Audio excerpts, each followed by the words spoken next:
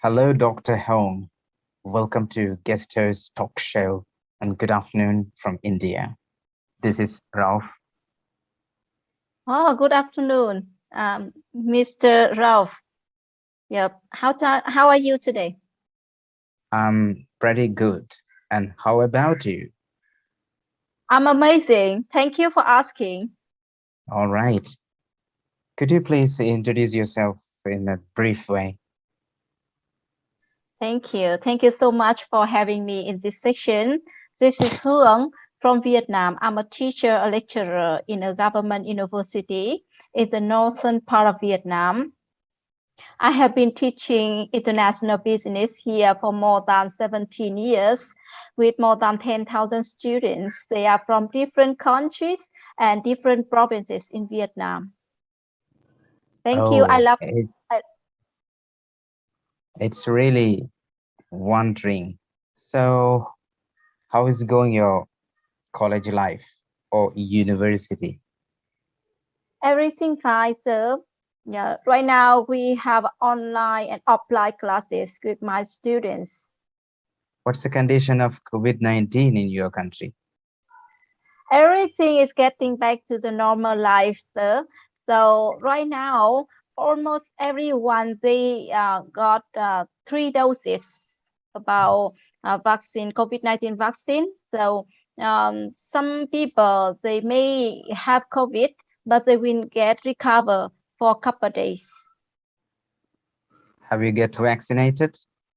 Yes, I had. I have got it. I mean 3 doses. Yeah. Oh, I think it is necessary for you to work in a university. Obviously, for everyone, not only me, I'm not alone here. Everyone should get it. Yeah. Okay. So, how did you survive in this dreadful situation, the pandemic, COVID-19? They were completely locked down and a lot of protocols. So, can you please tell something about those days, the experience? Thank you so much for asking me. To be honest, I had to say to you that Vietnam had the first case of COVID-19 very early. I mean, December 2019, before Indian outbreak about COVID-19. So that's why we have had a lot of experience and stories about COVID-19. First of all, I have to say that Vietnam, we have been very successful handling about COVID-19 for the first stage, the first wave, because all people here, they had to work together, join hand in hands, right, to handle problem, to overcome all obstacles and difficulties, to protect each other. Nobody would be left. So that's why we can overcome and rescue all patients, even foreigners. Some people, they unfortunately got COVID-19, but we had done our best to kill them, to heal them, and brought them back. Yeah, carry them back to their country, send them back and safely.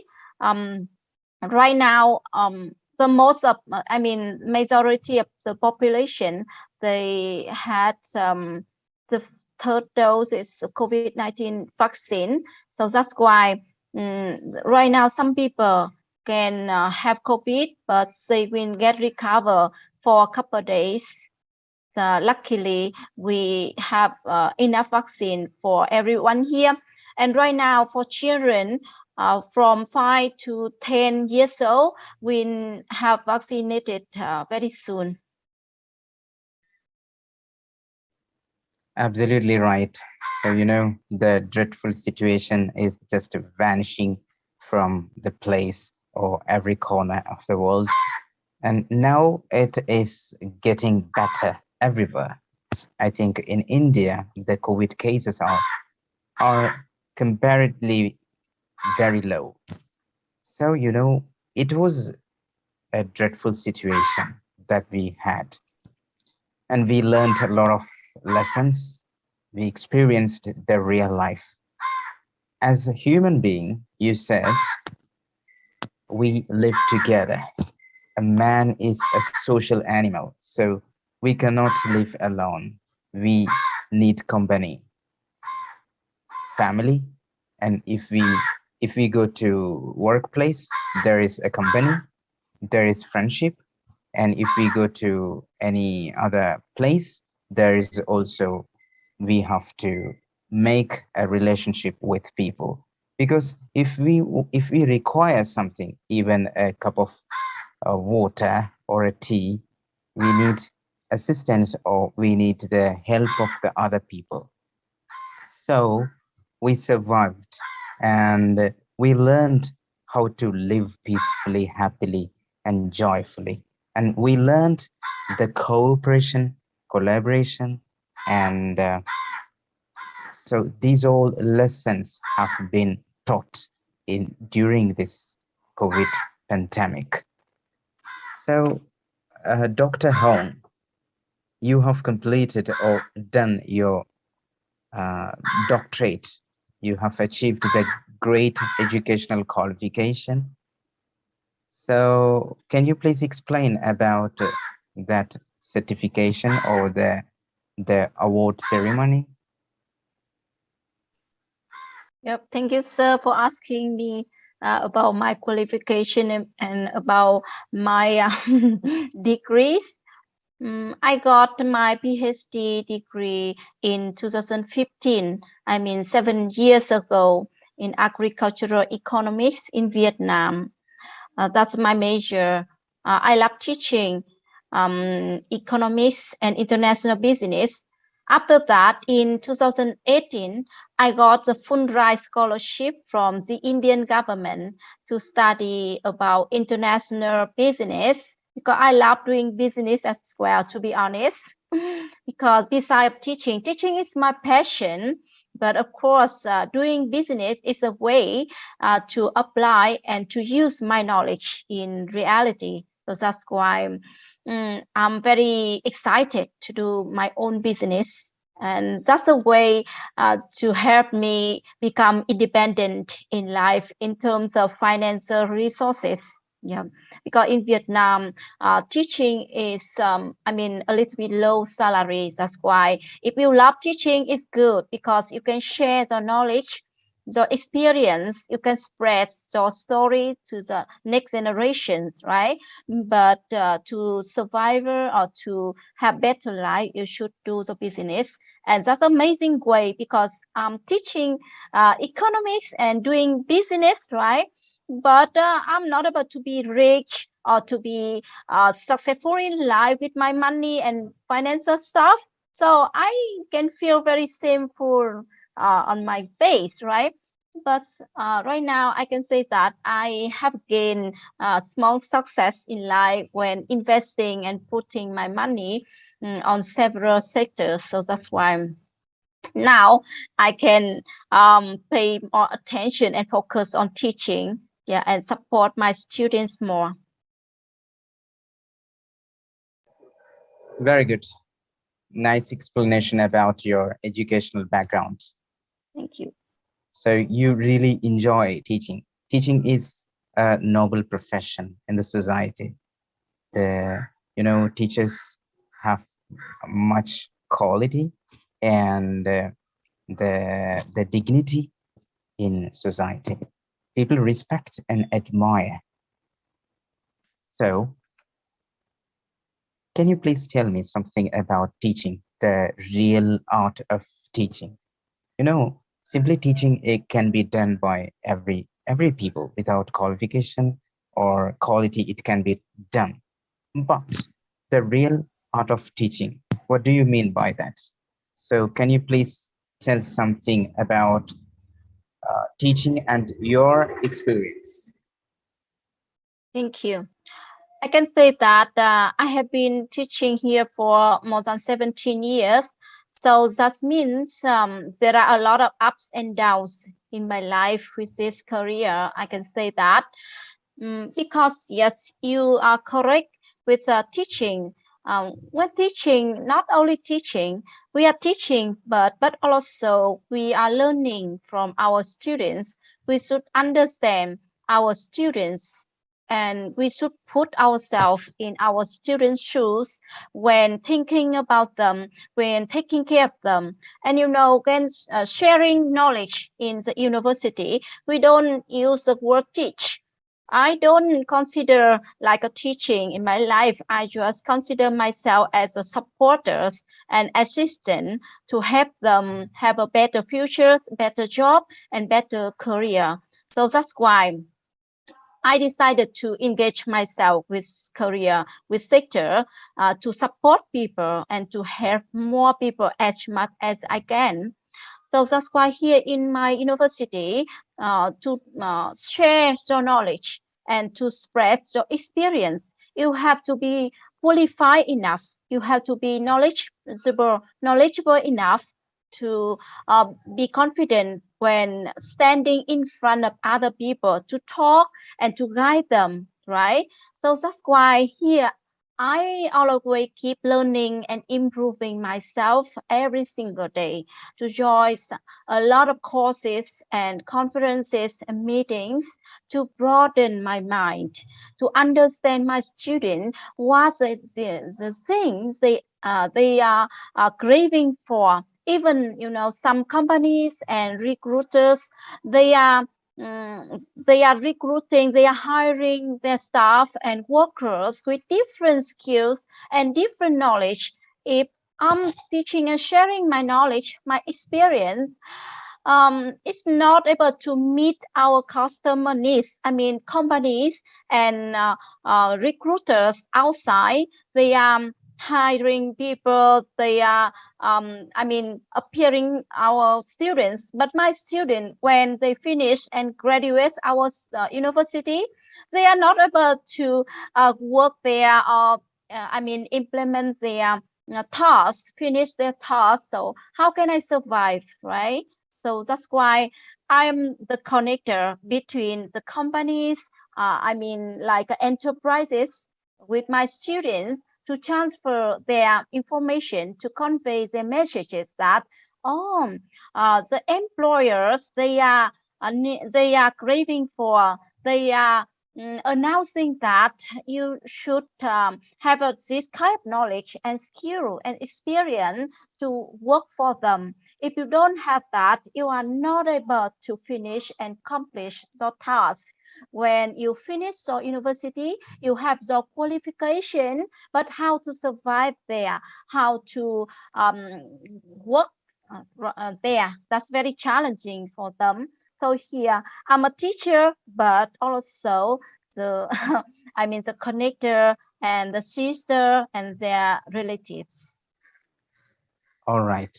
The modern terminology or term for teacher is just as a mentor or facilitator or even scaffolder.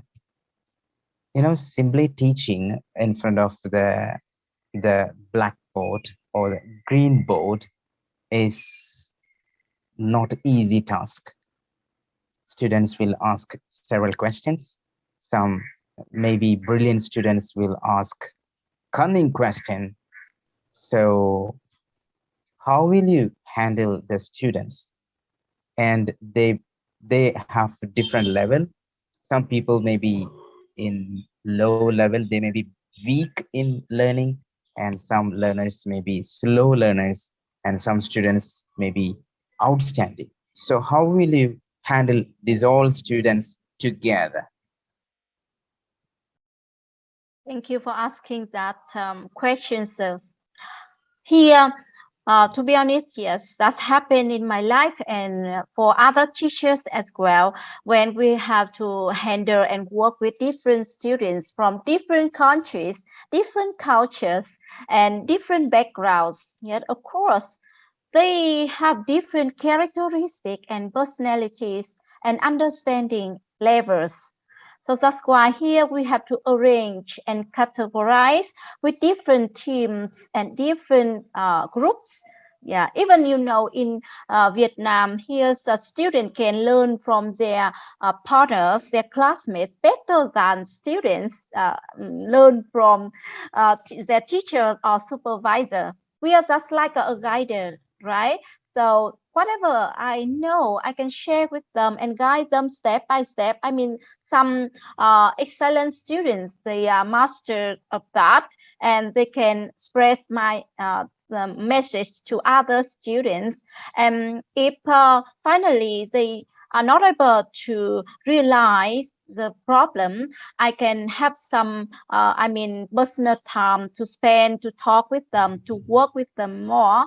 And also, I have to invite some good speakers and good, mentors outside to come to talk with them as well. So that's why working with students is kind of like a enthusiasm, right? Passionate job.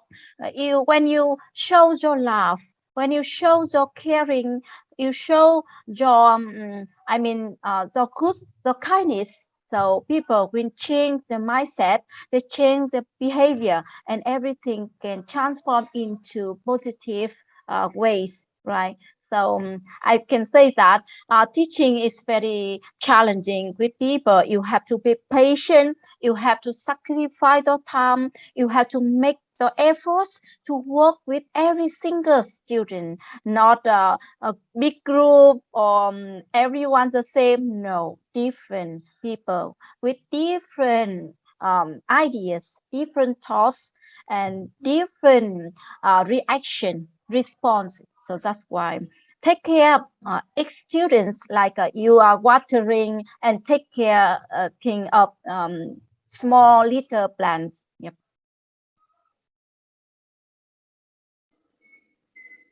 Crystal clear. Thank you.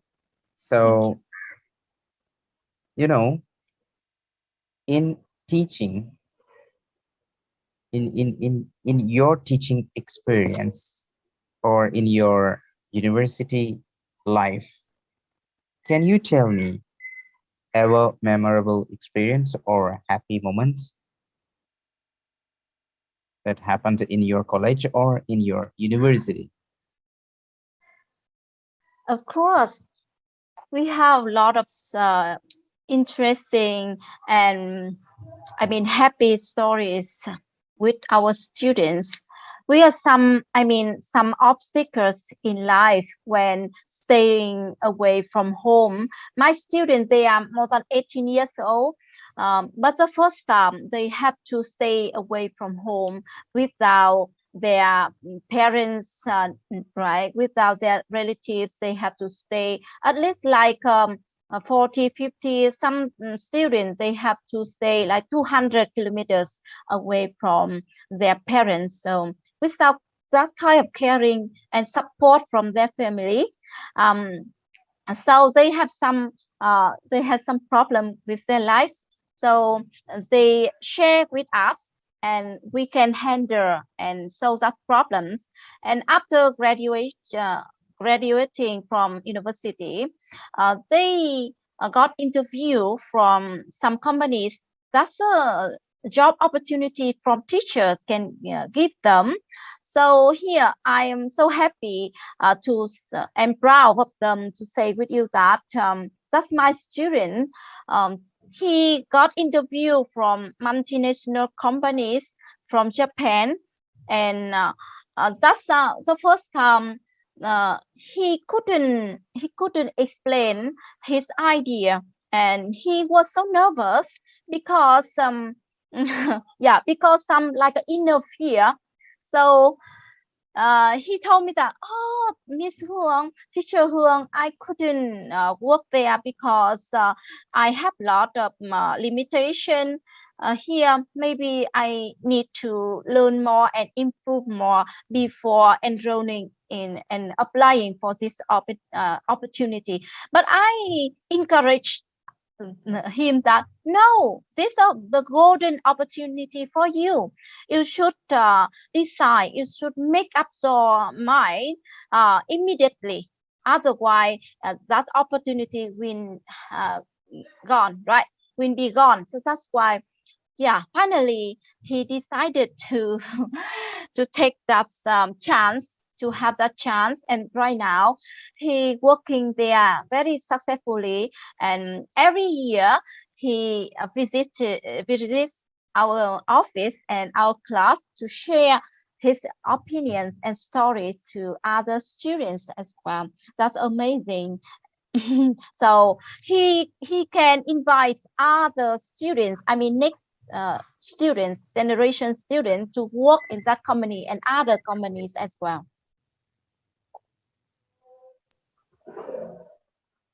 Every professions are turned from teaching profession, like a mother. So a teacher can make a student good or bad. You are a bad boy, then the student will be this, will become very bad. You are a good boy. If you treat like that, the student will be good, and he will do stunning performance in the classroom at the same time outside. So, students will become doctors, pharmacists, engineers, teachers, police officers, pilots in different areas. So they will admire and they will remember their teachers. So it is a great dignity and respect from them. And you had a great experience in molding students, your young students, into better citizens of your country. That's great. Thank you so much for sharing. And as an English teacher, can you please tell something about your, the experience in English teaching? You might teach people online and offline. So, um, how do you teach? And can you please give some ideas about teaching English? And there are millions of English learners. So they struggle to learn English. They learn English every single day, and they are seeking different methods and strategies to enhance their English language skills. So if you if you share the ideas for development of their English communication skill, it could be greatly appreciated. Right, thank you so much. Mm, in terms of this question, I can share with you the story about learning English. Here in Vietnam, our students and people around me, they don't have any habits to talk and speak English on a daily basis. So that's why they are afraid of making mistakes. Even my students and other people. So that's why how to be confident when talking and speaking English. That's the first problem in my country. And people, when the first time you learn English, you just focus on grammatical structure, vocabulary, or something. That's very technically. But the thing here, English is a tool to communicate, to interact. The more you speak, the better you will be. So that's why that's a thing here. I have to say that don't be afraid of making mistakes.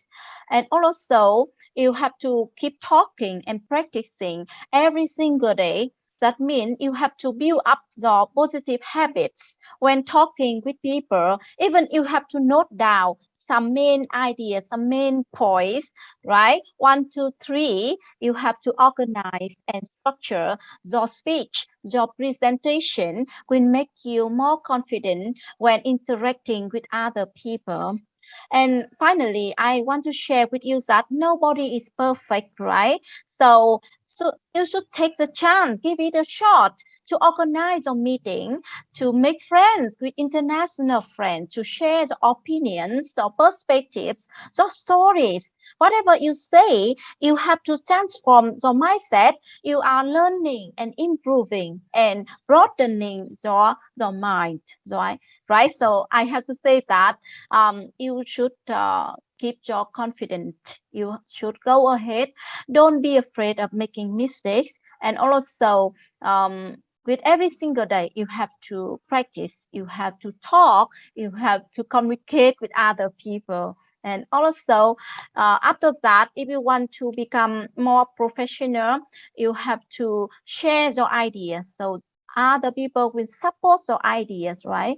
And also give you more opportunities to collaborate with other people. And also different international friends will give you different ideas and also different chances for you to move ahead, yeah, to show your problem, because everyone has their own problems. So that's why English just is a tool, yeah, to help us to connect with each other.